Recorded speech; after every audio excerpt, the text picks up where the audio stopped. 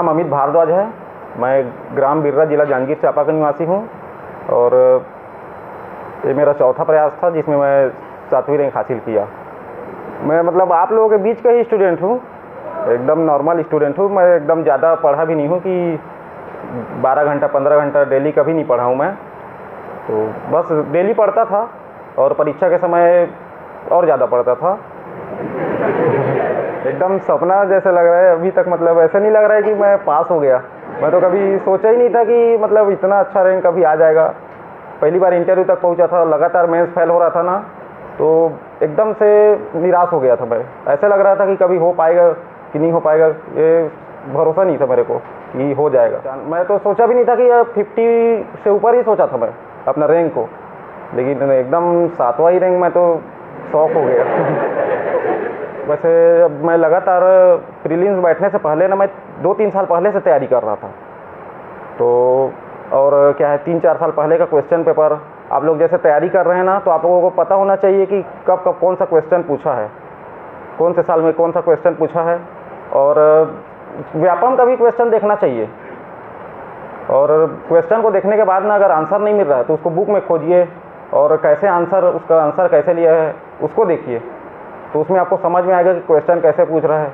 मैं 12वीं से ही मतलब ना एकदम सीरियसली तैयारी करना शुरू कर दिया हूँ, और मेरा सिर्फ एक ही लक्ष्य था कि सिर्फ CGPSC ही मतलब पास करना है मेरे को, न व्यापम में जाना है, न मैं UPSC के बारे में भी नहीं सोचा हूँ अभी तक कि मेरे को UPSC का भी तैयारी करना चाहिए। तो अगर आपके पास एक ही लक्ष्य रहेगा ना, तो आप ज़रूर उसके हिसाब से आप एकदम समर्पित होकर तैयारी करेंगे। अच्छा, पेपर 7 तो ऐसा है कि उसके पीछे मत भागिए, आप जो सिलेबस में लिखा है ना उसी को बस तैयारी कीजिए, ज़्यादा उसके पीछे मत भागिए। क्योंकि मैं भी ना अभी तक सबसे ज़्यादा तैयारी पेपर 7 के ही किया हूँ, और अभी तक उसमें नंबर अभी तक नहीं मिला मेरे को अच्छे से। फिर मतलब गणित को अच्छे से नहीं बनाएंगे तब तक आप स्कोर नहीं कर पाएंगे, और जबकि चौथा पेपर तो एकदम स्कोरिंग है। तो पहला पेपर और चौथा पेपर में जब तक आप स्कोर नहीं करेंगे, और दूसरा पेपर तब तक आप मेंस पास नहीं कर पाओगे। अरे मैं एकदम आप ही लोगों के बीच का स्टूडेंट हूँ, एकदम नॉर्मल ही स्टूडेंट हूँ यहाँ पे मैं। अच्छा, अभी तो ये नया बन गया, मैं मतलब आगे में कभी नहीं बैठा हूँ, 3 लाइन 4 लाइन पीछे ही बैठता था। मतलब आगे वाले गलत मत समझिएगा, निगेटिव बस मत होइएगा। जब मैं 2018 में पहला मेंस दिया ना, तो सबसे ज़्यादा डर मेरे को मेंस में ही था, क्या करना है कैसे करना है समझ ही नहीं आ रहा था। तो पहली बार जब दिया ना ऐसे का पेपर, तो अच्छा बना भी था, तो उसमें मेरे को 129 नंबर मिला। एकदम शॉक हो गया मैं, तो इतना नंबर कैसे मिला। फिर उसके बाद दूसरा अटेम्प्ट में जब दिया ऐसे का पेपर, तो उसमें 110 मिला, तीसरा में 94 मिला। मेरे को समझ से ही बाहर है ऐसे का। तो फिर अभी का 117 मिला। तो ऐसे के बारे में मैं ज़्यादा कुछ नहीं बोलूँगा। 2019 और 2020 का ना अपना RTI से कॉपी निकलवाया, तो उसमें पता चला कि क्या क्या कमी है। तो बहुत सारा क्वेश्चन मेरे से छूट जाता था, और इससे पहले मैं आंसर राइटिंग ना पॉइंट वाइज नहीं लिखता था, तो इस बार ना पॉइंट वाइज आंसर राइटिंग किया हूँ और क्वेश्चन ज़्यादा नहीं छोड़ा हूँ। अभी हमारे बीच शाश्वत मिश्रा जी, DSP, उनके लिए जोरदार ताली। आप उनसे भी समझें कि कैसे परीक्षा पास करके सफल हुआ जाता, क्या रणनीति रही उनकी, उस संबंध में भी आप उनसे चर्चा करें please. Good morning to all of you. मेरा नाम शाश्वत मिश्रा है, और अभी इस वाले PSC में मेरा चयन DSP के पद पर हुआ है। मेरा रैंक 39 था, और मैंने प्री मेंस इंटरव्यू की तैयारी यहीं टूटेजा ट्यूटोरियल से की थी। और पहले जो प्री था मेरा 2019 PSC था, उसमें मेरा प्री भी क्वालिफाई नहीं हुआ था। उसके बाद 2020 PSC में मेरा 96 रैंक था, और मैं कमर्शियल टैक्स इंस्पेक्टर के पद पर चयन हुआ था मेरा, और इसमें अभी मैं DSP के पद पर चयन हुआ। तो आप ही की तरह मैं भी कभी इसी भीड़ में बैठा करता था, और आज मेरे को सौभाग्य मिला है कि मैं आप लोगों के सामने कुछ अपना एक्सपीरियंस शेयर कर सकूं। कुछ हम लोग का ग्रुप था, और उसी में हम लोग 4-5 लोग करते थे, और सभी अभी अच्छे अच्छे पदों पे हैं।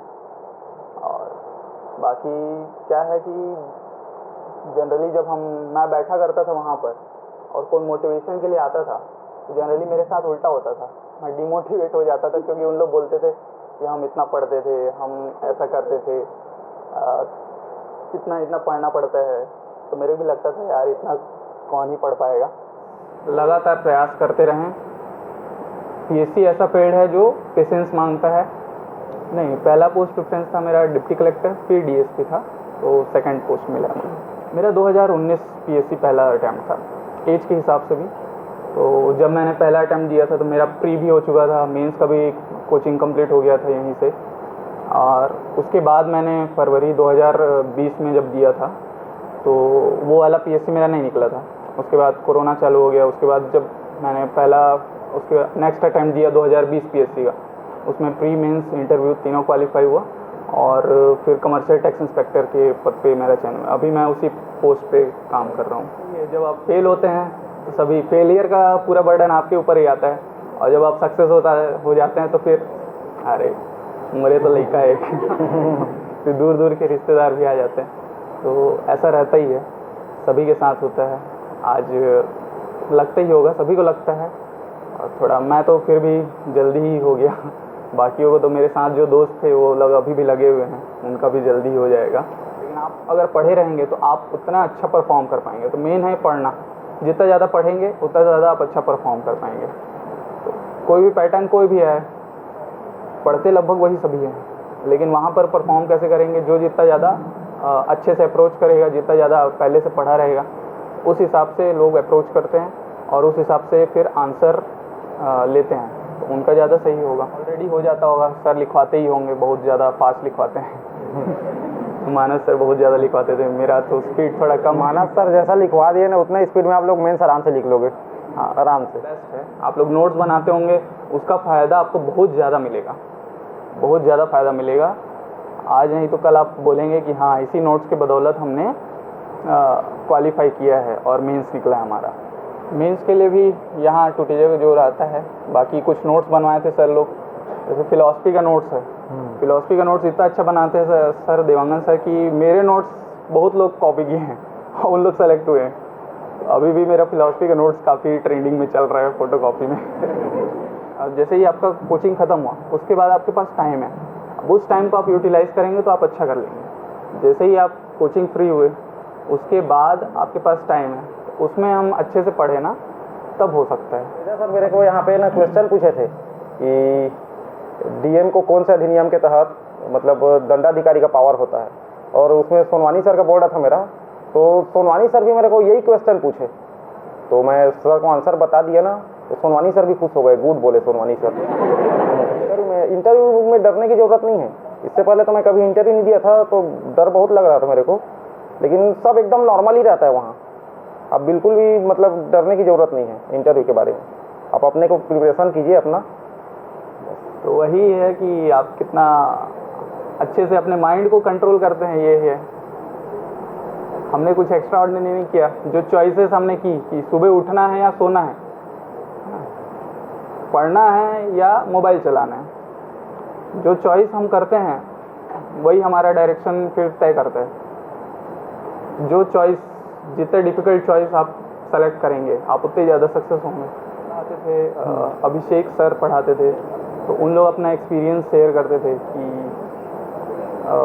मीन्स दे रहे हैं। और साथ में अभी मेरा सौभाग्य भी ऐसा था कि जब हमारा इंडक्शन हो रहा था जीएसटी डिपार्टमेंट वालों का, तो नायब तहसीलदार वालों का भी वहीं हो रहा था, तो साथ में ट्रेनिंग करने का भी मौका मिला सर लोगों के साथ।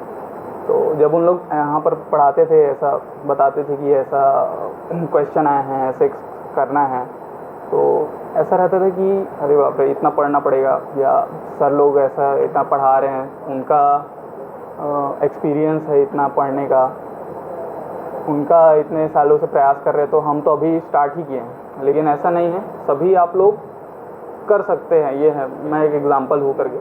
आपको 7 पेपर देने हैं, तो वहाँ का प्रेशर ही एक अलग रहता है। 3-3 घंटे आपको लिखने हैं एक दिन में, 6-6 घंटे हो जाते हैं, तो उतना आप सभी चीज़ें रिकॉल नहीं कर सकते क्योंकि सब्जेक्ट ज़्यादा है, सिलेबस ज़्यादा है।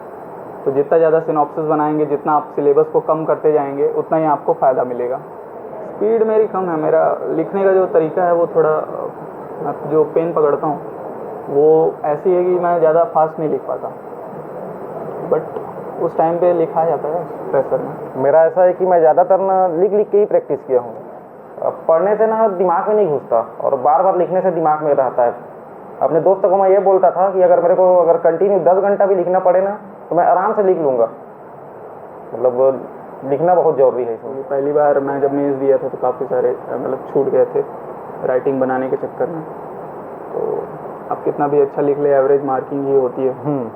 और सर ने जैसा बोला कि 7 बार पढ़ना और 1 बार का लिखना दोनों सेम होता है, तो इसीलिए सर आज यहाँ तक है। क्वेश्चन क्या है, मतलब इकोनॉमिक्स में जो रहता है ना वो एक लाइन में आ गए, जैसे कोई डेटा पूछा, परसेंट पूछा तो एक लाइन में आ जाएगा।